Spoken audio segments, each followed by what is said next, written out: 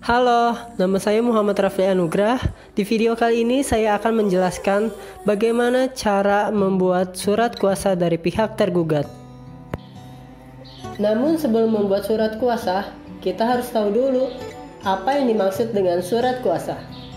Surat kuasa adalah surat yang berisi pelimpahan wewenang dari seseorang atau pejabat tertentu kepada seseorang atau pejabat lain. Pelimpahan wewenang dapat mewakili pihak yang memberi wewenang dalam urusan pribadi, bisnis, ataupun masalah hukum. Nah, itu dia pengertian dari surat kuasa. Surat kuasa sendiri digolongkan menjadi dua. Yang pertama surat kuasa formal dan yang kedua surat kuasa non-formal. Sementara pada dasarnya, surat kuasa dalam hukum acara perdata dapat dibagi menjadi 4 macam jenis, yaitu kuasa umum, kuasa khusus, kuasa istimewa, dan kuasa perantara. Kuasa umum. Kuasa umum ini diatur dalam pasal 1795 KUH Perdata, yang mana bertujuan untuk memberi kuasa kepada seseorang untuk mengurus kepentingan pemberi kuasa, seperti melakukan pengurusan harta kekayaan. Jadi, ini berarti kuasa umum ditujukan untuk sesuatu hal yang bersifat pribadi. Lalu kuasa khusus. Seperti namanya, kuasa ini hanya khusus diberikan oleh pemberi kuasa kepada penerima kuasa. Contohnya diberikan kepada advokat ataupun pengacara untuk bertindak atas nama pemberi kuasa di hadapan pengadilan ataupun di luar pengadilan. Selanjutnya kuasa istimewa. Kuasa istimewa diatur dalam pasal 1796 KUH Perdata.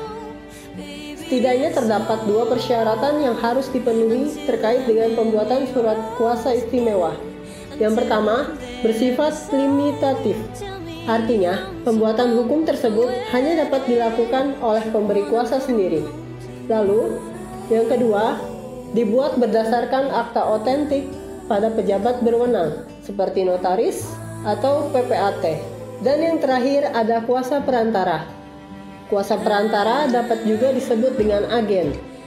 Dalam kuasa ini, pemberi kuasa memberi kuasa kepada pihak kedua dalam kedudukannya sebagai agen atau perwakilan untuk melakukan perbuatan hukum tertentu dengan pihak ketiga. Nah, sekarang kalian udah tahu kan apa pengertian dari surat kuasa dan juga macam-macam dari surat kuasa.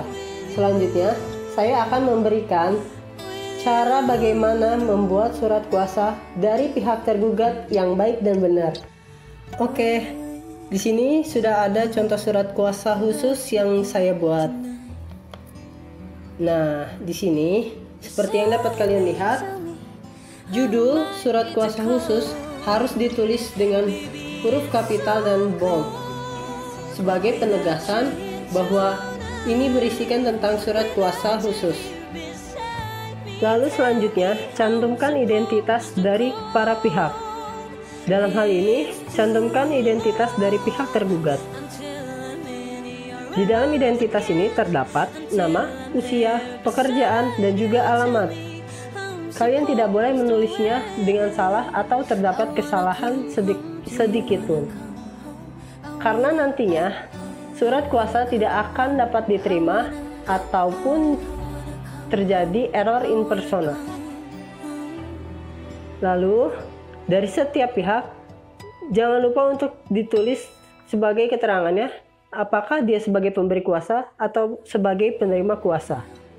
Nah, ini dia contoh yang bisa kalian lihat ya untuk identitas para pihak.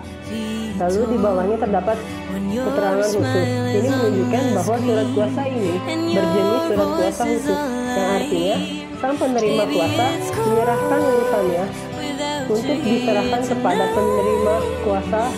Lalu di bawah keterangan khusus ini terdapat rangkuman-rangkuman daripada perkara yang sedang diperkarakan dalam pengadilan negeri ataupun pengadilan agama.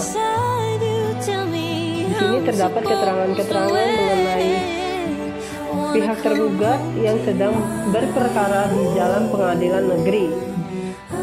Dalam hal ini pengadilan negeri sebagai kompetensi absolutnya.